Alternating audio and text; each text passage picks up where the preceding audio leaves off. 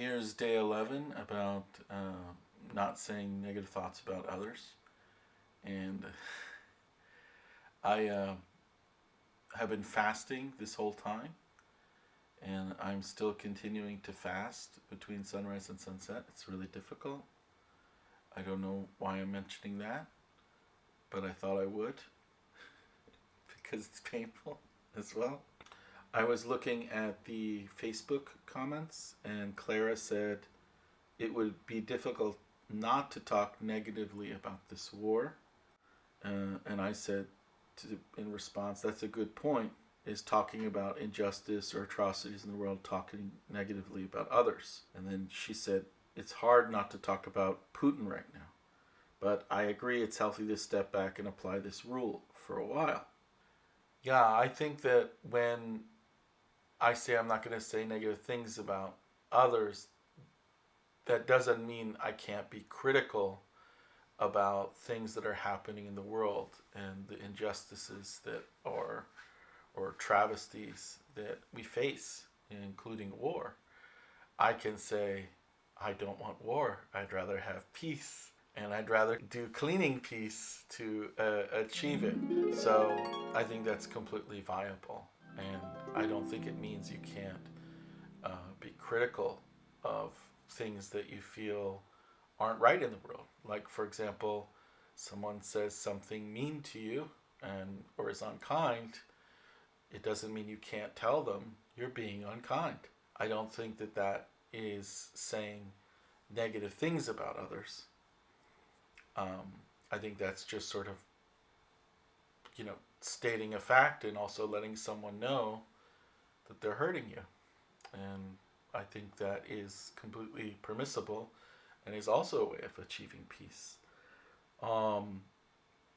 Also, Zach, another Zach, sent a message. Do you feel some sort of fatigue with the amount of energy you put into avoid saying negative thoughts? Any sort of stress? How do you perceive what is a negative thought? That was like three questions in one.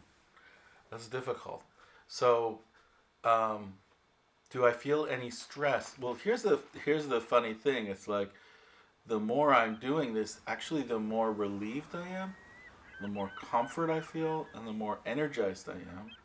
I also notice that I have this overwhelming sense of love and gratitude that's coming out because, and I'm not sure about this, but I'm thinking maybe it has to do with when you're saying negative thoughts about others, it takes up so much energy and so much space. And when you don't have that there and you're not doing it, all these other things start to well up in you. And I'm just so grateful. And that's been very interesting, actually. So, as far as the other question, which was negative thoughts about others, uh, I said this in a previous thing, but it's not. Yoko Ono's poem is not about saying not having negative thoughts. I don't believe that's possible. We're human beings. We're always going to have negative thinking at times, but I'm not going to negatively say anything about others. That was the sort of thing to do, and it's not the same kind of stress of like studying for an exam or something like that. It's just sort of like, oh, I could say something, and then it's like, but I'm not gonna say something, and then you just wait for it to go away. So I guess it's sort of like fasting in a way, because you just have to get used to it, and then once you get used to it, it's not as stressful anymore. All right, I've talked a lot for day 11. On to the next one.